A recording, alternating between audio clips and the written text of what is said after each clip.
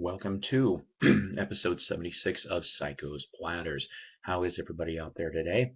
I think I'm going to term this one episode 76. That's the spirit. Get it? All right. Well, anyways, I hope everybody pretty much has had a good week or two of crate digging and good stuff in their life. This is a late night episode. Yeah, 1 o'clock in the morning I'm up. I don't know. What are you going to do, right?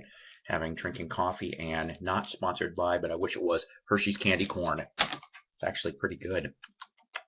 Okay, so let's see. I have a couple sources of vinyl I got this time. A little bit of everything. How about that? Does that sound okay to you? As sad as has this ever happened to you when you've gone off and prepared to do a taping like this, and one of your records breaks? Yeah.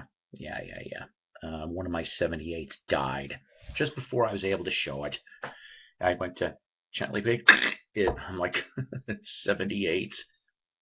Love them, but you know how it's like.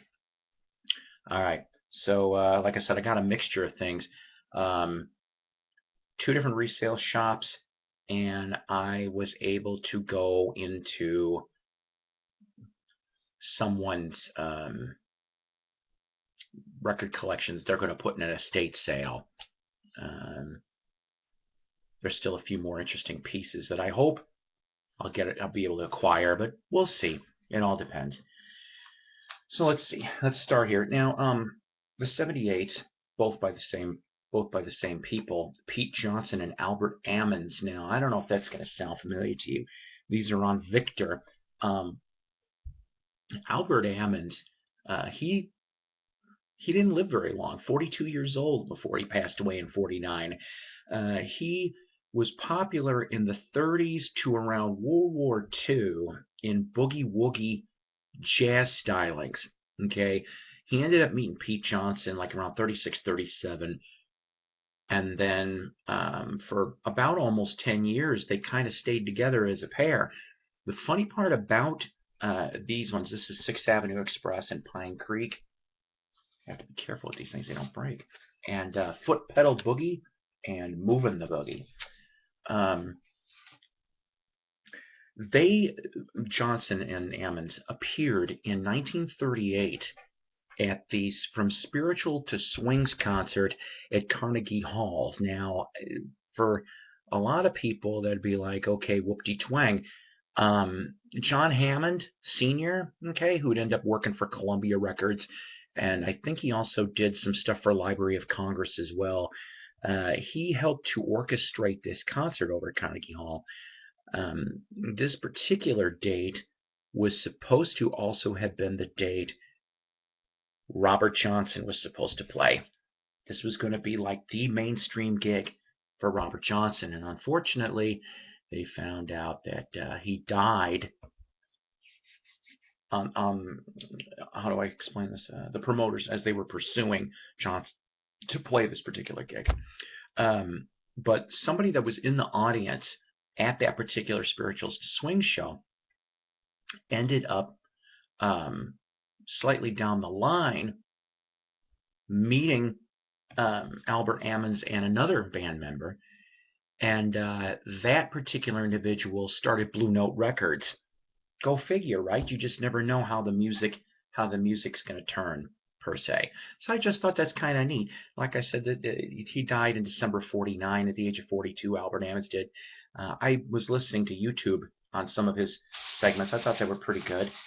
Let's see here. The 45s that I picked up, kind of nice. I've got to confess, I didn't have a white label promo Johnny Cash from '63. Now I do. I love Johnny. And also a white label of Little Jimmy Dickens, another Grand Ole Opry Country Hall of Famer as well. So I was pretty happy about that. Both of those are from '63 on Columbia. Let's see here. Where are the albums? Also picked up from that batch the Caravels, You Don't Have to Be a Baby to Cry. That's right, on Smash. On the back here, of course, it says stamped promo copy, not for sale. Tell you the truth, I think it's kind of neat. I listened to this a little bit, and for I want to say it's 63 or 64, this Caravels came out, and I love it though. On the back, it says, "If it's a hit, it's on Smash." So that one is in mono, and then this one here, which I thought was pretty cool. Never even heard of this lady, but you know, Motown signed a lot of different people in the 60s. Barbara McNair, Here I Am from 66 in stereo. There's the front, there's the back. Of course, you know everybody's going to be all over this. Your typical Motown crew and stuff like that. Of course, I know well, it's also got the original inner sleeve, and it's in fantastic shape. Beautiful shape. All right, let's see. Then what? Okay. Dug around and went to a garage sale. These ones are going to be in plastic because that's the way they were kept, so bear with me.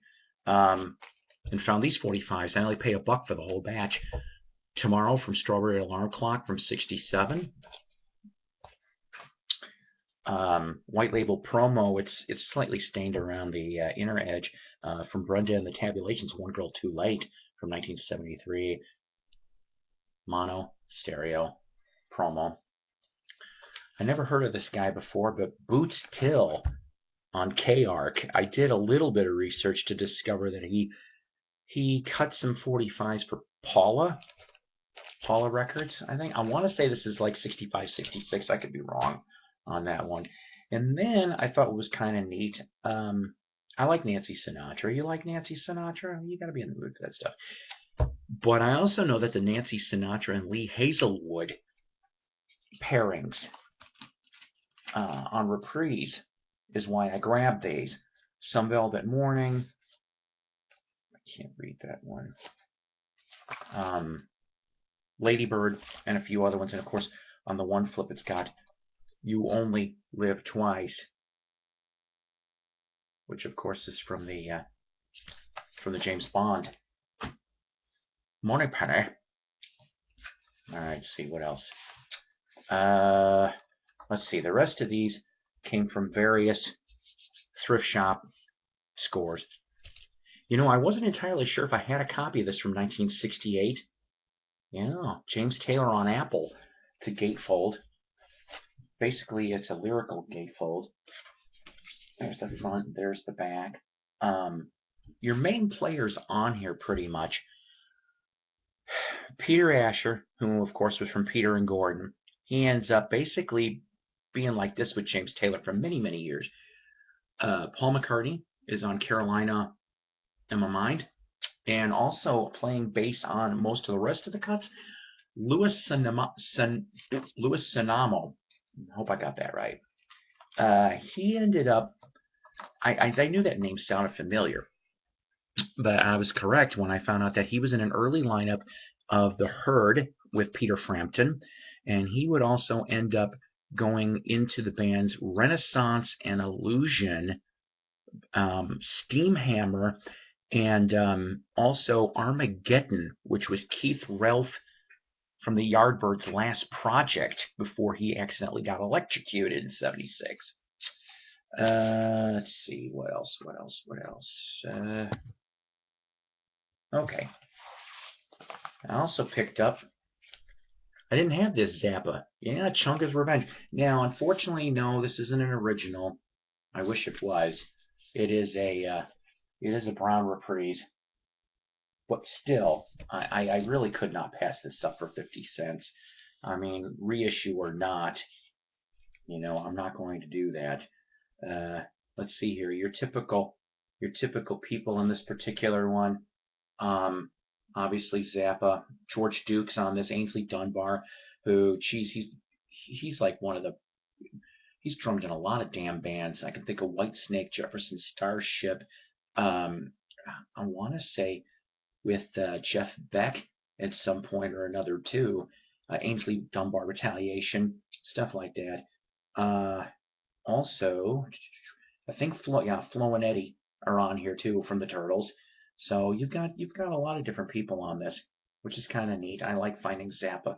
It's always, to me, an undiscovered musical treasure. This one here cracks me up to no end.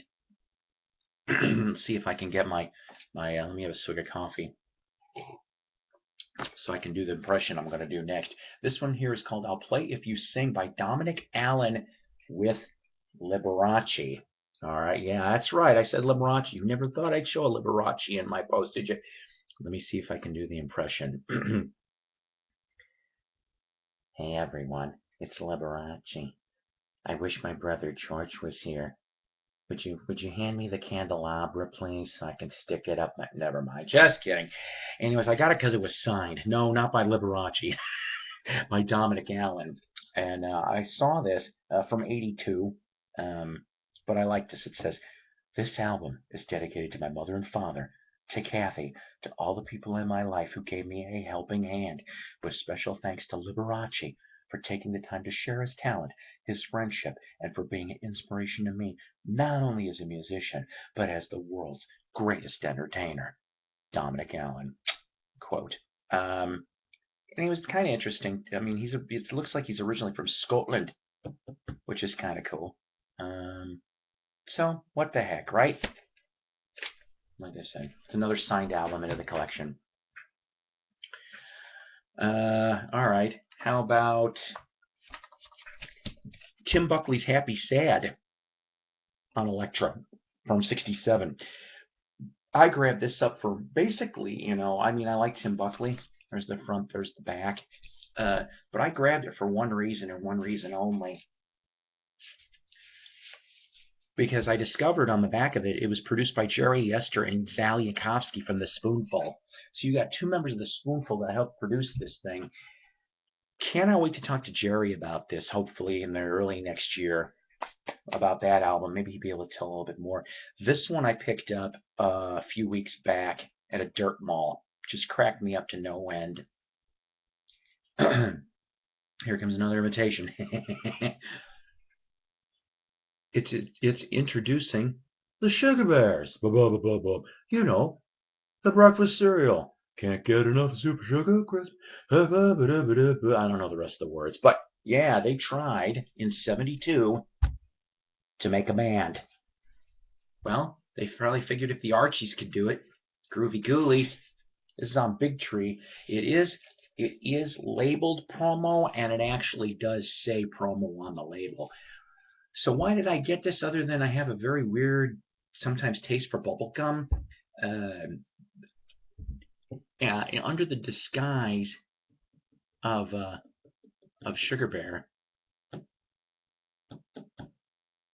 Yeah.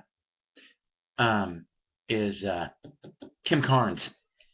You know, Betty Davis Eyes Kim Carnes, 9 years before, from 1972. I thought that was pretty funny. All right, guys, really quick shout-outs. Wax Museum with Ronnie Dark, Night Owl Lounge with Mike Adams, Thrifty Music Collectors Group.